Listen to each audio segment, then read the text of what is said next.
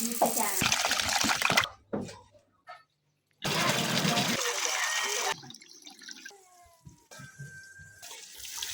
แรงตีมูเด็กละตีเน้นเด็กเรานั่นน่ะโลเล็กแต่ไม่เป็นตัว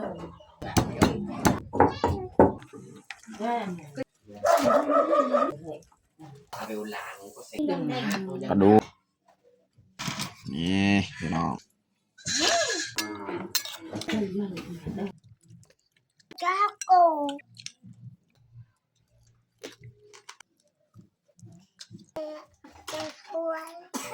อย่าลืมกดไลค์กดแชร์และกดติดตามเด้อพี่น้อง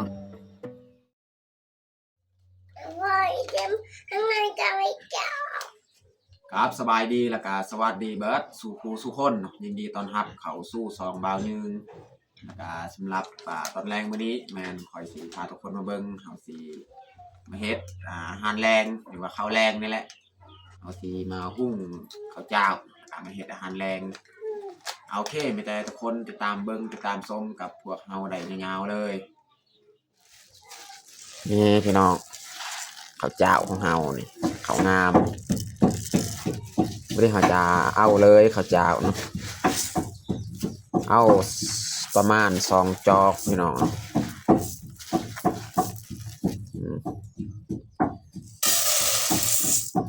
2 จอกเอา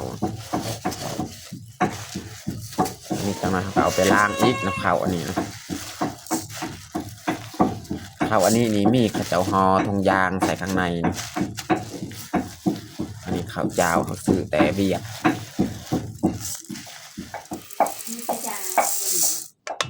อ๋อ2 จอก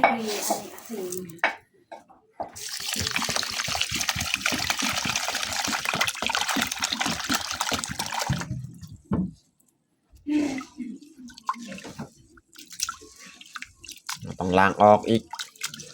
จาก1 น้ำล้างออก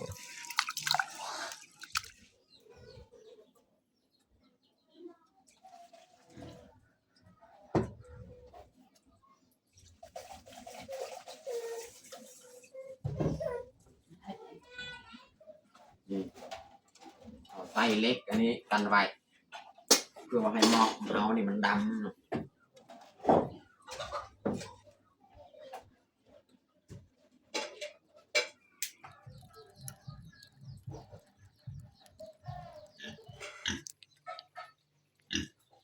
ตะเวนอันนี้ก็สิ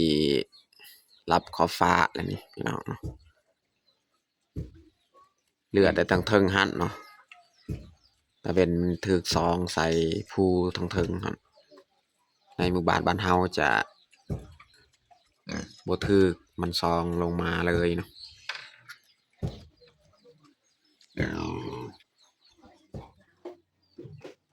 มันเปล่า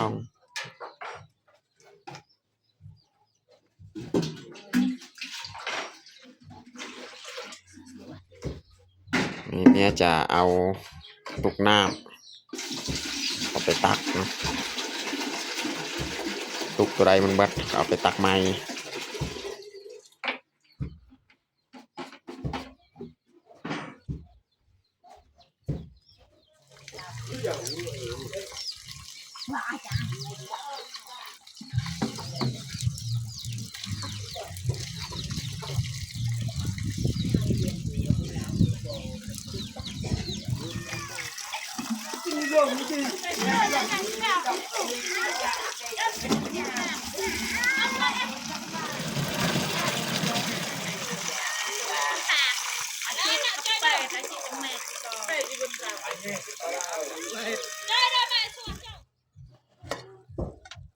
นี่ข้าวของเฮากะน้ำจะบกแล้วอันนี้เราต้องใส่ไฟอ่อนๆไว้อีกเนาะค้างไว้แบบนี้เลยเนาะ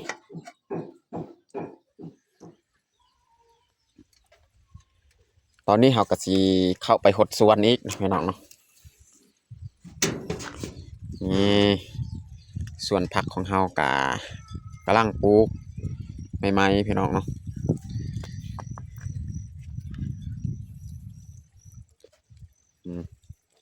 ปลูกใหม่ๆนี่เอาละ จะมาหด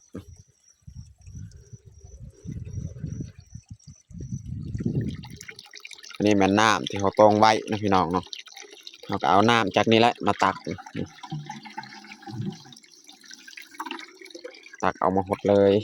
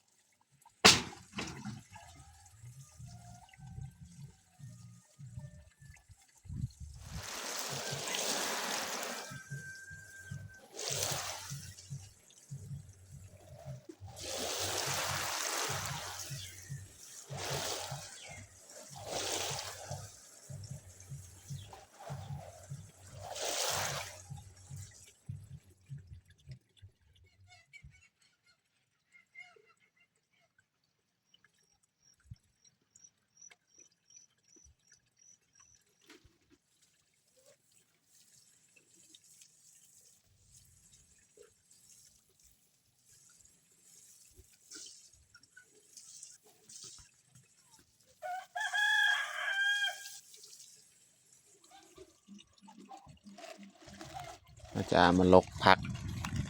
จาก2-3 ต้นพี่น้องเนาะเอามาเฮ็ดอาหารแรง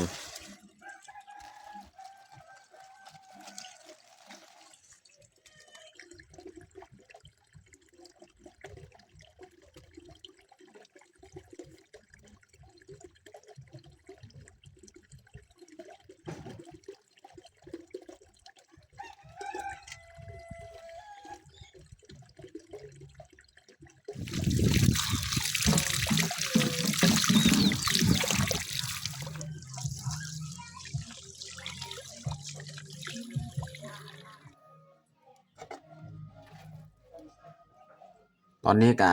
สุกเรียบร้อยข้าวของเฮานี่ข้าวงามๆขาว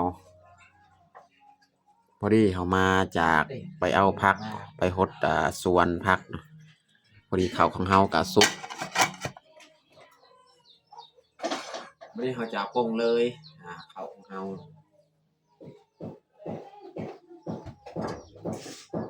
ต้องได้ดั้งฟืนไม้อีกดั้งไฟไม้อีกว่าเอาปะไว้ล้นกระมอดอีก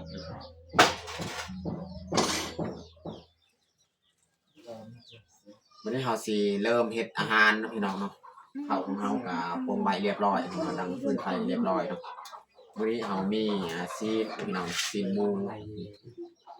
ตอน1นี่โลนึงแหละเขาสิมาซอยเขาสิต้มครึ่งนึงแล้วก็ปิ้งครึ่งนึงแล้วก็เหลือนั้นเอาไว้อีกเนาะนั่นแหละนั่งนี่นะนั่งนี่แหละเขาสิปิ้งเอาจังเลย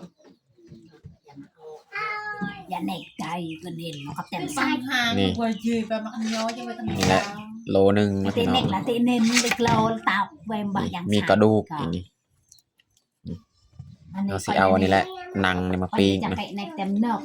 ปิ้งหนังกรอบเบิ่ง ôi ba ดูมาใส่ กระดูกนี่เขาสิต้มเลยแล้วก็ครึ่งนึงนี่เขาจะย่างไว้ประหยัดกันกินพี่น้องเนาะ đam yên ếch nó là lô lê yên ếch thóc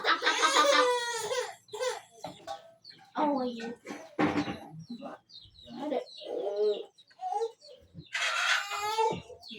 nó ô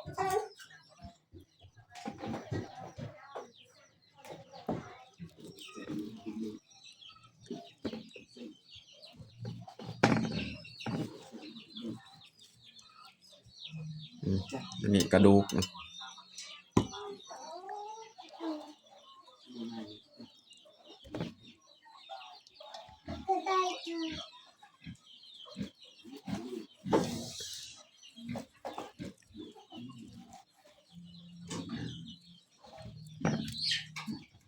คุ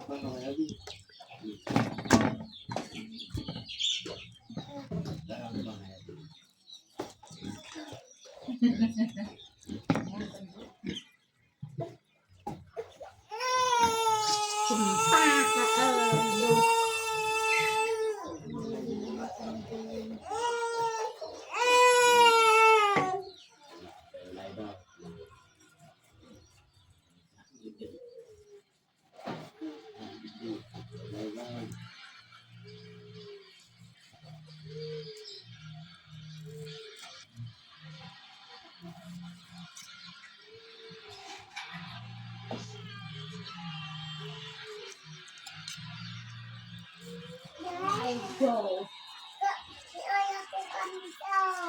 ใส่เกลือตัวนี้ในตัวเฮาปิ้งพี่น้อง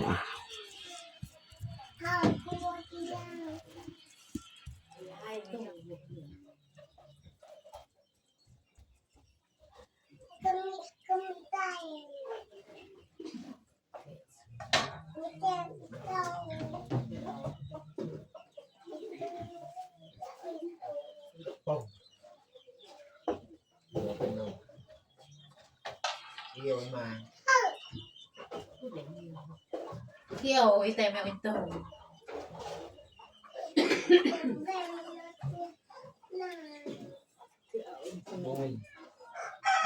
ปิ้งไปเลยตัวนี้ โอ้ยเอาไปไทยเอาไปตะโกน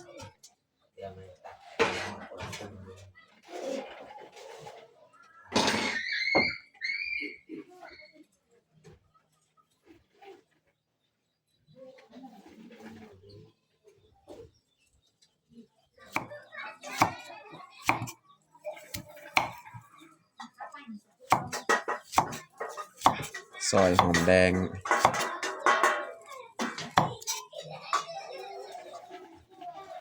ให้มันเหมือนคิง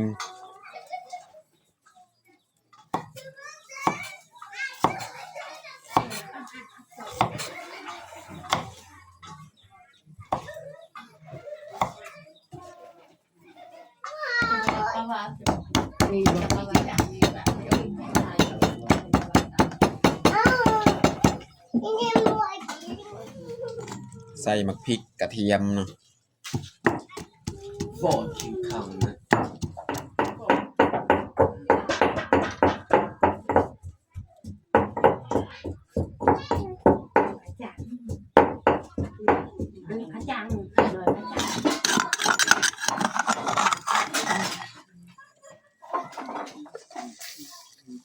น้ำก็กดแล้วบัดนี้เราจะปรุงเลยเครื่องปรุงของเรา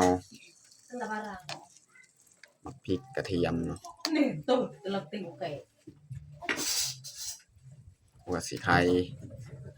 น้ำแดง ดูอันไหนดู คิง ที่เดิมก็ เกลือนัวน้ำปลา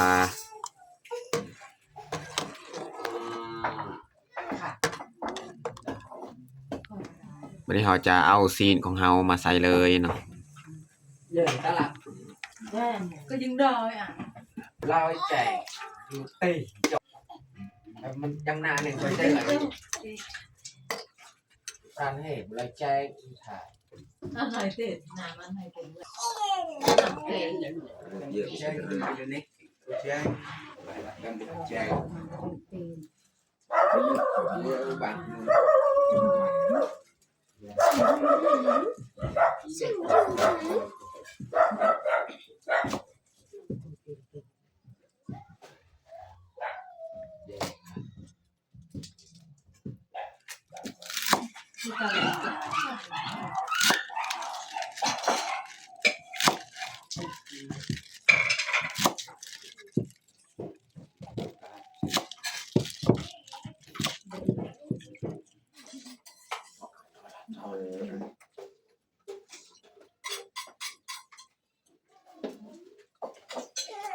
No, no.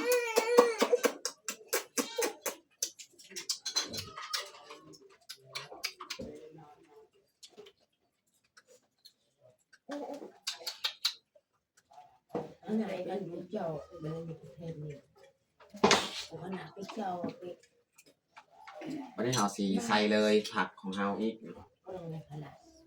ก็จับไว้ในประเทศเจ้าหนึ่งไงไม่หวังขันหรอก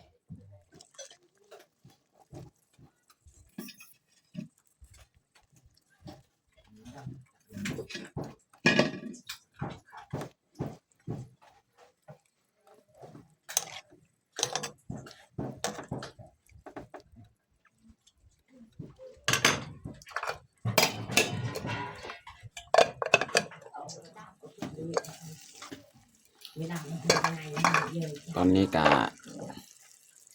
น่าจะสุกแล้วพี่น้อง แ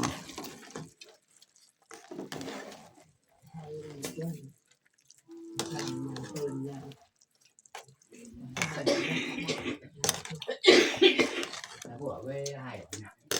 จบอันนี้อย่างได้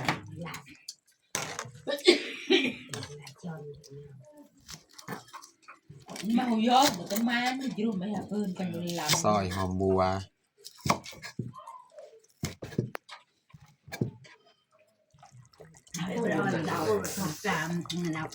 สุดท้ายนี่เราจะใส่หอม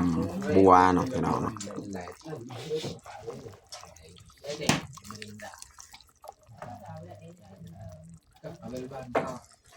nào บอกเราไม่เอากัน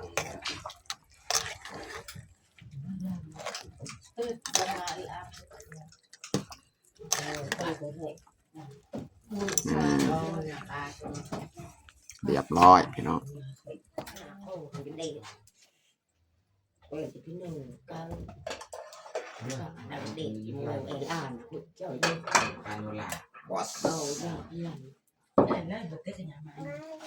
nó cô có gì vậy nó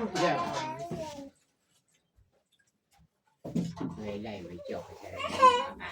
Xây rồi mày cái mùng chả nản. Càng về đỉnh nó nản ra đây ròn rán เรา kim bằng thầy chùm tên này cái lông này กระดูกพี่น้องนี่ตอนตัวนี้กระดูก เท่านี้ไป à về người ta bà là tình hay cái này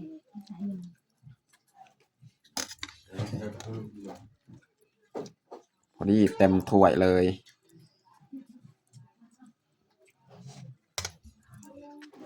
เติมน้ำอีกพี่น้องเนาะได้แล้วพี่น้อง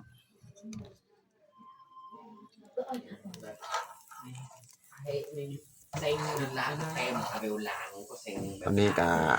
ยังบรน đám này của tôi xoay ปีกซีนของเฮาไก่สิสุกแล้ว năng năng là cho nên thì làm thành จะคุยลงในจอบแบบเต็มไม่เซ็งแบบรู้มาก มีปรุงแจวอีกพี่น้องเนาะ nào ตอนนี้ก็สุกเรียบร้อยแล้วพี่น้อง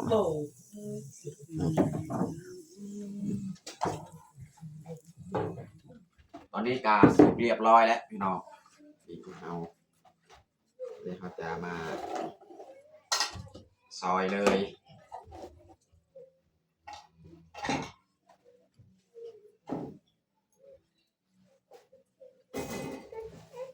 nào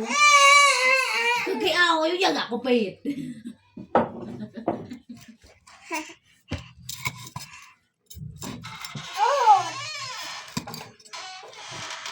นี่พี่น้องจัดผักเลยพี่น้องเลยปีกซีนหมูวันนี้เราสีซอยนั่งอีก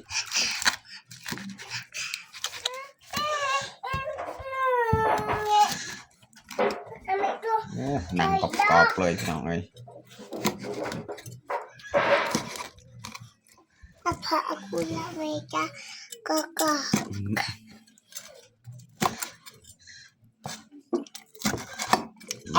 เรียบร้อยพี่น้อง อาเม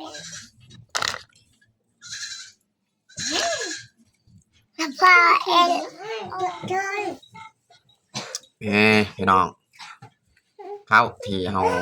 ปรุงเมื่อกี้นี่แหละ ต้องเล็ดต้องเล็ดต้องเล็ดต้องเล็ดต้องเล็ดต้อง เอาได้แล้วบัดจึงตักไม้จังหน่อยเนาะ อันปัง ตอนนี้ก็เรียบร้อยเฮาแต่งปลาข้าวของเฮาปิ้งนั่งแล้วก็มีทั้งเนื้อเนาะแล้วก็ต้มหรือว่าแกงแล้วก็มีแจวข้าวเจ้าเนาะสำหรับอาหารแรงของเฮากับบัดจะมีแหละพี่น้องตอนนี้ก็เรียบร้อยเฮาแต่งข้าวของเฮาไม่ได้เฮาจะลงมือกินข้าวแรงเลยเอามาทุกคนมากินข้าวแรงน้ำกันเอาน้องพ่อยเอิญลุงปามากินข้าว เอามาม่ามากิน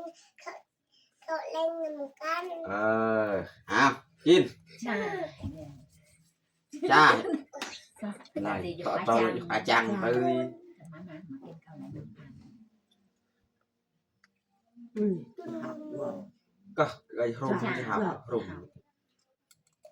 มา มาม่า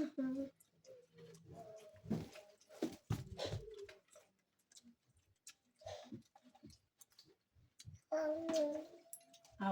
อันนี้แมนนะน้องชายของเมียมาลิ้นก็เลยมากินข้าวนำชวนพ่อนี่แมนไปกินน้ำเต้าอยู่เฮือนเขาเพราะว่ามีคนมาเอิญก็เลยพอไปกินข้าวนำกัน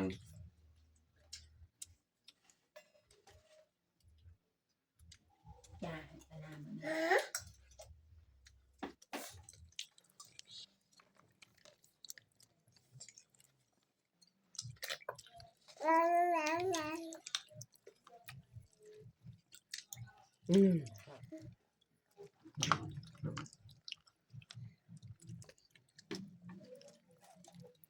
นกน้อยสัตว์จ้าจ้า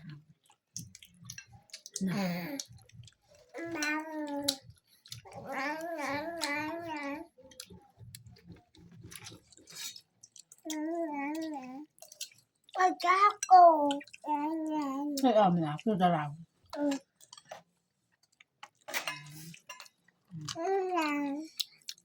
เอาหนังกรอบเลยพี่น้อง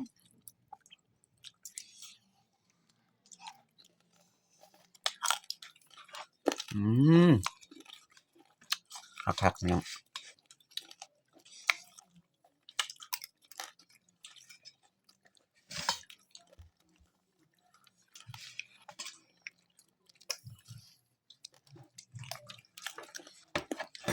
เราไปเจอที่ลำ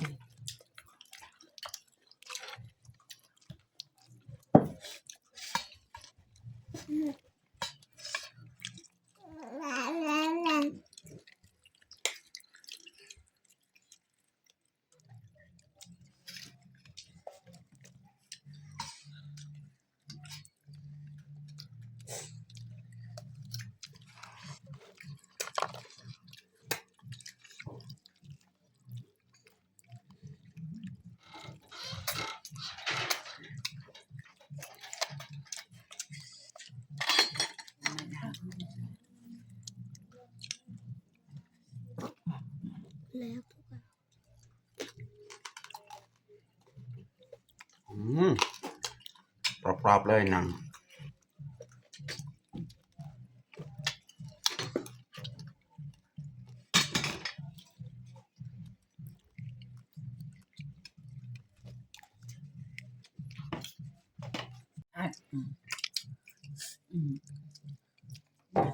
น่าผมอย่างนะ